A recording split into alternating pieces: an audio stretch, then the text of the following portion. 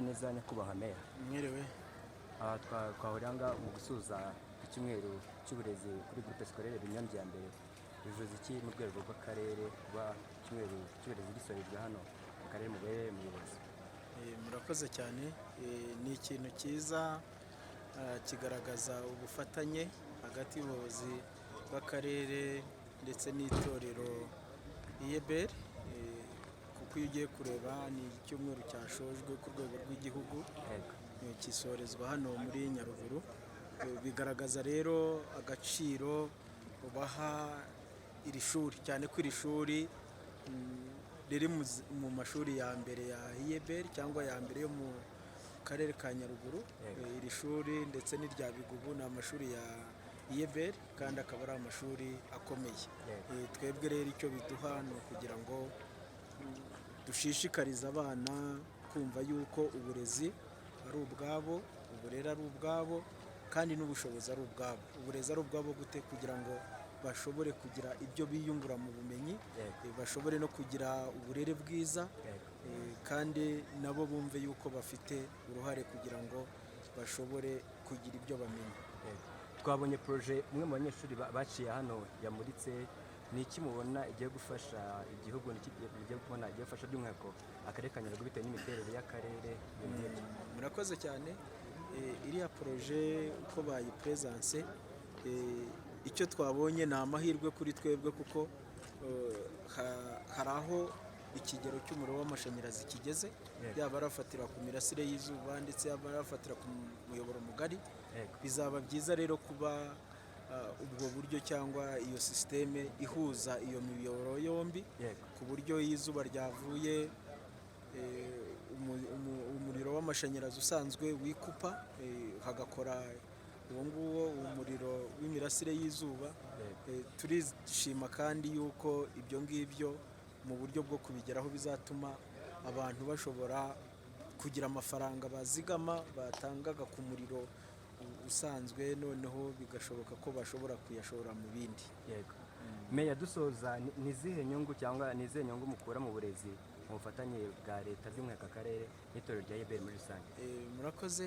IEBR dufatanya byinshi.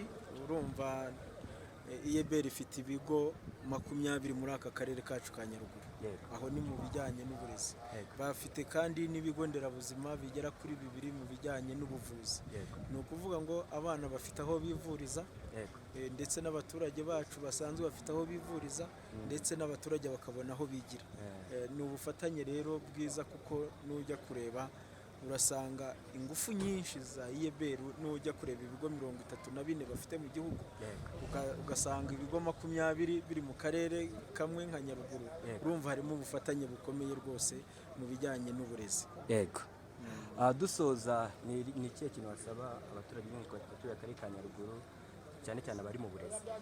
Icyo nasaba ni ukugira ngo uburezi bushobore kugira ireme, ni uko bumva ko yaba ari umubyeyi, yaba ari umurezi, yaba ari umuyobozi ujyanye mu by'uburezi ndetse by'umwihariko na IEBR, ni ugushyira ingufu mu kwigisha cyangwa mu gufasha abana kwifasha kwiga. Ni ukuvuga ngo abana hari ibyo bashobora kumenya bakavumbura, bo babafashe, bere kubigisha, ahubwo babereka inzira yo kugira ngo bashobore kwiga.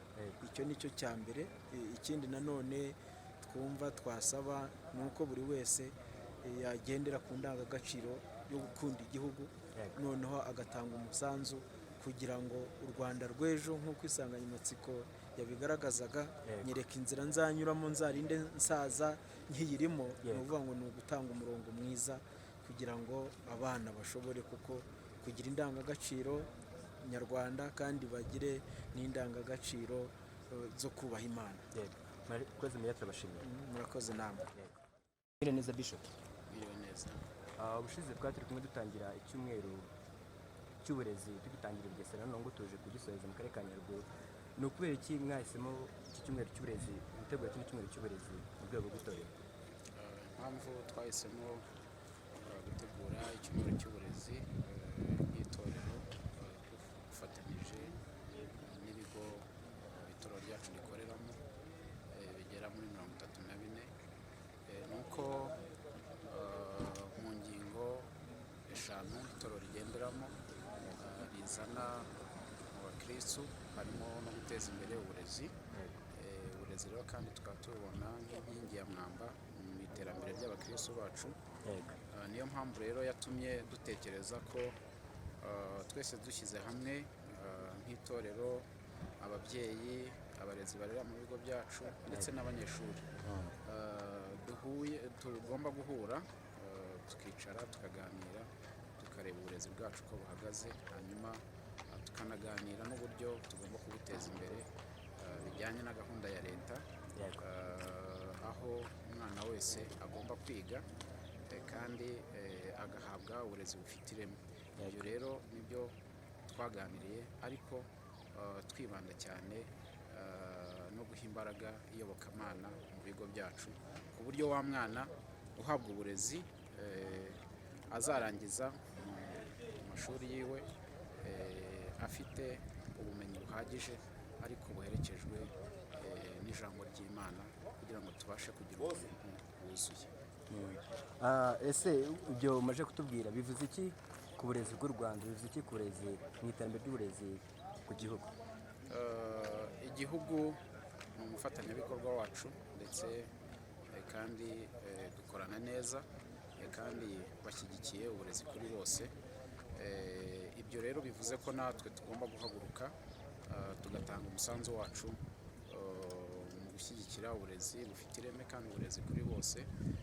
Nk'itorero rero dusanzwe dufite abayoboke benshi kandi bose bagerwaho n'ubwo burezi, abana bacu. Niyo mpamvu natwe bifite icyo bivuze mu ruhande rw'itorero, kuko twifuza yuko wa mwana wacu w'umukristo agerwaho n'ubwo burezi kandi bukaba ari uburezi bwiza bufite ireme. Ese itorero ryanyu rifite ibigo bingahe mu gihugu? Muri rusange dufite ibigo 34, tukagira n'abanyeshuri babererwamo bagera mu 40,000. Bose rero nibo dukorana nabo. Yego, dusoza, ni izihe mbogamizi ubona mu burezi mugenda muhura nazo umunsi ku wundi by'umwihariko nk'itorero kuri ibyo bigo mufite mu bice bitandukanye by'igihugu? Usanga imbogamizi dufite akenshi ni imyumvire mike y'ababyeyi batikamije kurera, aho usanga akenshi badaha agaciro uburezi, ariko niyo mpamvu nyine twashyizeho iki cyumweru cy'uburezi cyo kugira ngo twongere tuganire n'ababyeyi tubakundisha uburezi nabo bakundisha abana babo. Indi mbogamizi ni umubare munini usanga dufite mu bigo byacu, aho abana usanga bafite ubucucike